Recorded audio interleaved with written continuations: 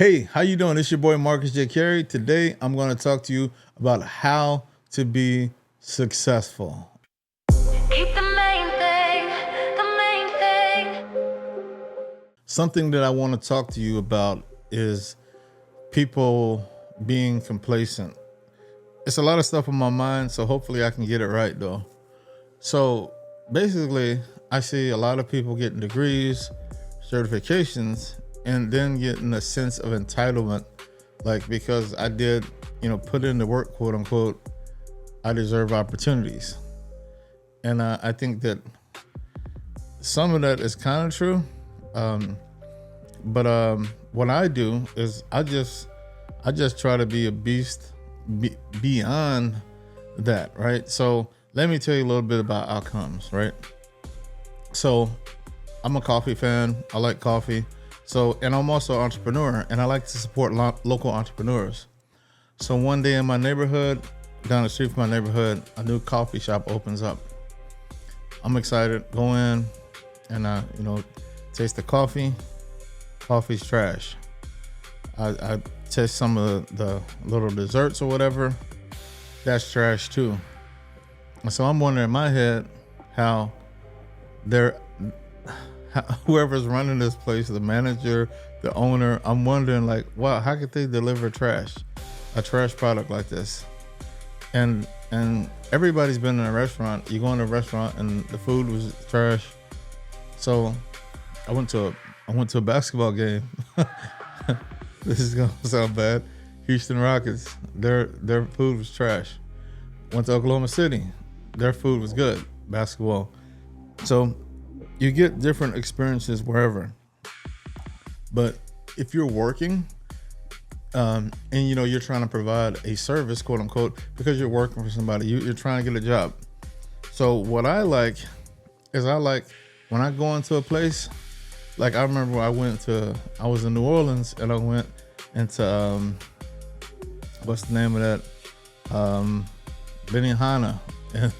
Went to Benihana in New Orleans, and the service was crazy. The server was, on me and on my family like white on rice. It was, do you need any water? Do you need this? Do you need that? And so that actually, you know what? It was actually not Benihana. It was Fogo de Chao, right? So absolutely all over. It's the amazing service, and you remember amazing service. Now, when you're in that's the same kind of service that you want to give to everybody around you, by the way. And I have a personal mantra. I want to be a blessing to anybody around me. So hopefully I'm living up to that, right? So I'm saying all this to say is like all your certifications, all your degrees, it don't mean nothing really. What matters is you deliver outcomes and you serve people well. So all the technology, I'm a tech beast. I used to think technology was everything, but it's not. Technology could drive outcomes, right?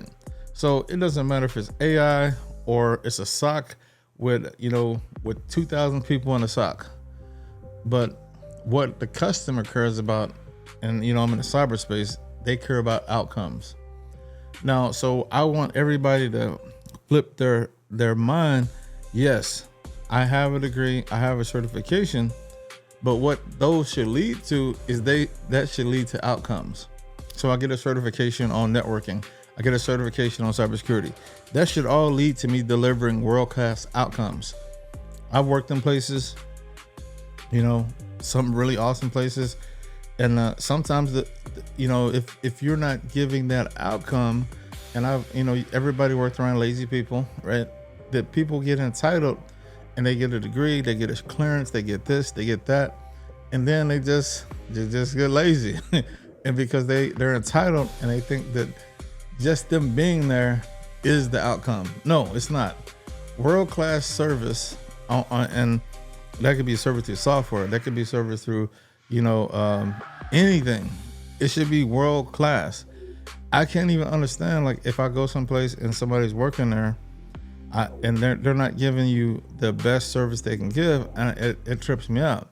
But if somebody, does amazing, helps me out and all that, it makes me want to like, man, I would hire this person for a job. Or have you ever thought about getting the technical sales because you're great. So if you're world class and you're providing amazing service, even like online, like even like if you're on social media.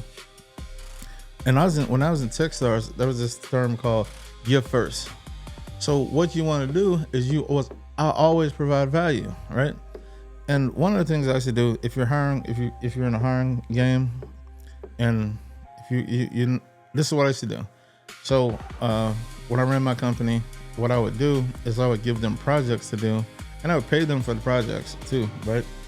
And I would pay them, and they would deliver a project. And so the best candidates always went above and beyond. So I got to ask myself, are you going above and beyond, right? Above and beyond means you're tying up all the loose ends. Like if I give you a project, an engineering project, are you gonna code? You're gonna code it. You're gonna do it. But if you come across stuff that like, oh, Marcus didn't think of telling me this, but I'm gonna do it anyway. And that's like in any kind of environment, it's the same thing. Are you going above and beyond to deliver those world-class outcomes? That's the whole goal. The goal is not you attaining degrees so people can pay you a lot of money and all that stuff just because you deserve it. No, it's because you're giving world-class service and you're going above and beyond what you need to do for that paycheck. And I know this is going to sound a little bit old school, and I'm sounding like Uncle Marcus, as a lot of people call me, but it is what it is. Are you going above and beyond and delivering world-class outcomes? I'm going to leave you on that. And, that's the key. In everything you do in life, you can go above and beyond. Even when it's coming to an interview. If you're learning cybersecurity, did you build a lab, right? If you're coding, did you upload your code to GitLab or GitHub? It's all about going above and beyond.